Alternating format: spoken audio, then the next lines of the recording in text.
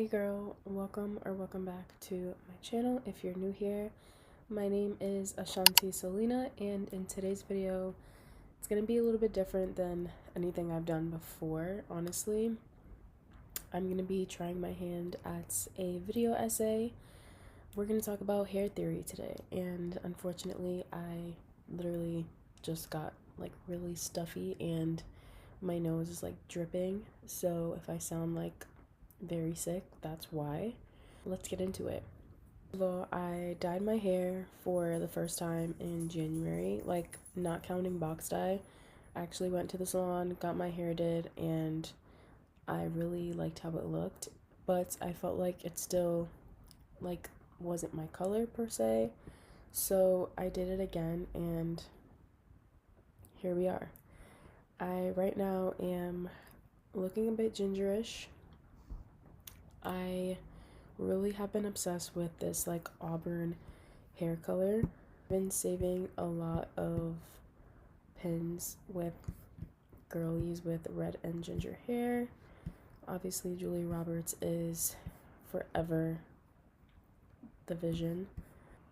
This is the pin that I was going for, more or less, like that sort of vibe, but also like this one. I just really am obsessed with this color, and I really do feel transformative, so to speak. Like, I think it's definitely been giving me a new sort of take on life in general, and I don't know, just me, I guess. So what is hair theory, really? I didn't really know what hair theory was either until I stumbled across this video on TikTok that I'm gonna show you guys. Hopefully we can watch it. I'm gonna start recording here. I've been seeing hair theory all over TikTok. What is it, and is it real? Hair theory suggests that your hairstyle can influence how others perceive your personality and even your mood. So they've actually done studies on this that have shown that people do make snap judgments based on your hairstyle. So in a work setting, a neatly styled bun or ponytail can make you appear more competent or reliable. But if your hair is casual and flowy, then you'd be seen as more friendly or creative. The few videos we've posted showing you hair theory have actually done surprisingly well, so go check those out on our page if you want to see how a different hairstyle just makes you look instantly different. Whether you're trying to look older, younger, more professional, or whatever the case may be, know that you can change your hair to influence your perception in a social setting, and let me know what you think. Do you believe in hair theory? Okay, that video was extremely helpful to me when I was trying to sort of decipher what hair theory was and why it even became a thing. I don't think it became a trendy thing up until like 2 or 3 years ago, when Emma Chamberlain was kind of like the pioneer for it. I also want to apologize for my dogs barking like bats out of fucking hell. I'm so sorry if you can hear that. I live on a busy road and there's constantly people walking by, so again, my apologies. This article in preparation for this video, and again, just educating myself more on hair theory and the psychology of hair and hair color. It is from She Might Be. It's called The Psychology of Hair Color, What It Says About You. We're gonna read a little bit of information from it that I attached to my little Sublime folder. Key takeaways from this article. First impressions. People often form snap judgments about your personality based on your hair color within the first 7 seconds of meeting. That's insane. Professional perception. Darker tones like brunette and black are frequently associated with reliability, intelligence, and professional success. Blonde hair is often symbolized with youth and vibrancy, while red hair is traditionally linked to a fiery, bold, and independent nature. Now for self-identity. Changing your hair color is often a psychological tool used to signal a fresh start or a boost in personal confidence. I think for me, I can relate to this self-identity takeaway a lot. Not that I wasn't confident with my dark hair or even when I was a brunette. I think that this new hair color kind of just gives me like a whole new appearance, and I even kind of want to change my style up a little bit. Not a lot, because I am not one to say that I even have a personal style, but I think just finding colors now that go well with this hair color on my skin tone, stuff like that. I think it's fun to play around with. It's an art form at the end of the day, just like fashion. I think hair is meant to be played around with. Not saying to like ruin your hair, dye it 1,000 times, destroy the quality of it. I think playing around with it is totally harmless.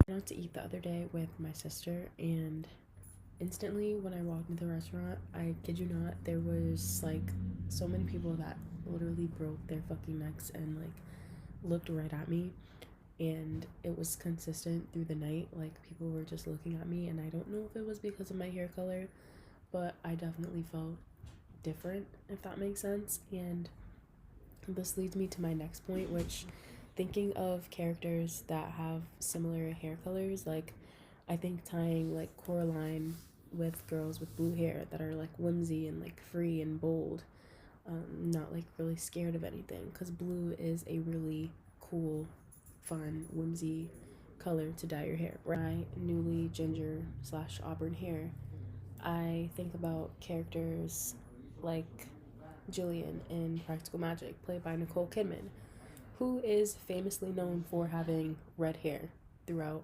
like the early 2000s, late 90s, early 2000s, I believe. She's also one of my favorite actresses. I love this picture and this hairstyle that she had in Practical Magic.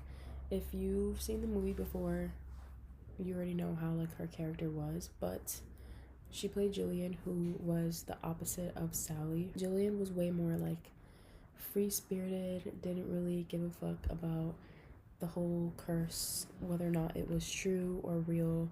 She just wanted to follow her heart and love as often as she could, until eventually she met a really bad guy, and then the story follows. If you haven't watched it, please watch it.